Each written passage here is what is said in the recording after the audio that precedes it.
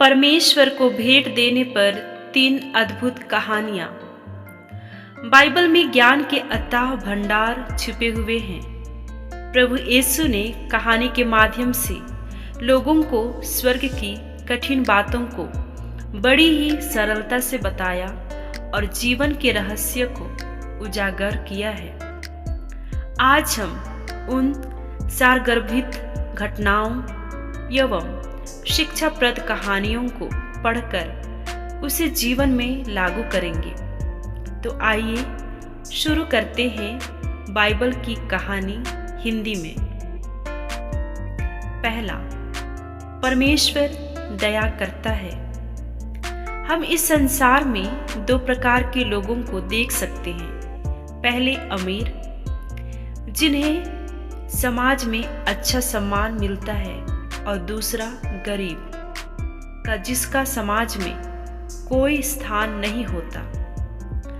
मार्कुस रचित सुसमाचार अध्याय 10 में ऐसा ही गरीब व्यक्ति था, जिसका नाम बरतिमाई था, जो गरीब और आंखों से अंधा था।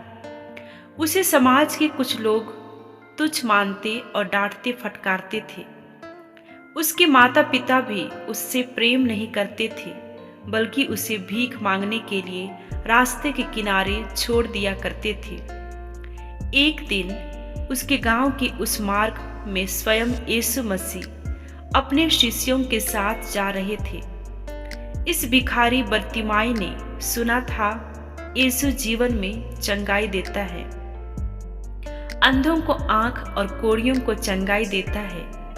इस अवसर को बरतिमाई अपने हाथों से जाने नहीं देना चाहता था, इसलिए उसने पुकारा, हे दाऊद की संतान, मुझ पर दया कर। और यीशु ने रुककर उसे पुकारा और कहा कि तू क्या चाहता है, मैं तेरे लिए क्या करूं? और उसने कहा, मैं चाहता हूं कि देखने लगूं। वह यीशु को देखना चाहता था। सीख, आप किसी भी परिस्थिति में क्यों न हो, यदि आप पूरे मन से विश्वास के साथ अगर आप प्रभु यीशु को पुकारते हैं, तो निश्चय प्रभु यीशु आपकी पुकार को सुनेंगे और आपकी सहायता करेंगे। दूसरा कहानी, परमेश्वर आपको जानता है। लूका अध्याय 19 में यीशु मसीह की कहानी पाते हैं, जहां एक जक्कई नामक एक व्यक्ति चुंगी लेने वालों का मुखिया था, जो अन्याय से धन कमाता था। उसके पापों के कारण लोग उससे घृणा की दृष्टि से देखते थे। उसके पास धन और दौलत थी, लेकिन खुशी नहीं थी, सच्चा आनंद नहीं था। वह पैसों के साथ बहुत ही अकेला महसूस करता था। लोग उसे शायद बौना पापी और कहकर पुकारते थे, क्योंकि वह नाटा था। कोई भी उसके साथ रिश्ता नहीं रखना चाहता था। यह सब जानते हुए भी एक दिन स्वयं यीशु उसके गांव में आया। लोगों की बड़ी भीड़ यीशु के चमत्कारों को देखने के लिए उमड़ पड़ी। जक्कई ने भी सोचा, मैं यीशु को देखूंगा, लेकिन भीड़ की बहुतायत के कारण और लोगों से छिपकर यीशु को देखने की चाहत में वह गुलर के पेड़ पर चढ़ गया। लेकिन यह क्या, यीशु तो स्वयं उसके पास आकर उसका नाम लेकर पुकारने लगा, जक्कई जक्कई, नीचे उतर आ, आज मैं तेरे घर आऊंगा। यह सुनकर वह आनंद से भर गया और उसी दिन से उसका जीवन बदल गया।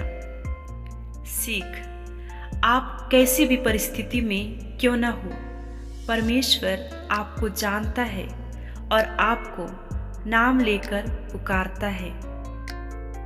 तीसरा कहानी, परमेश्वर पापों से छुटकारा देता है।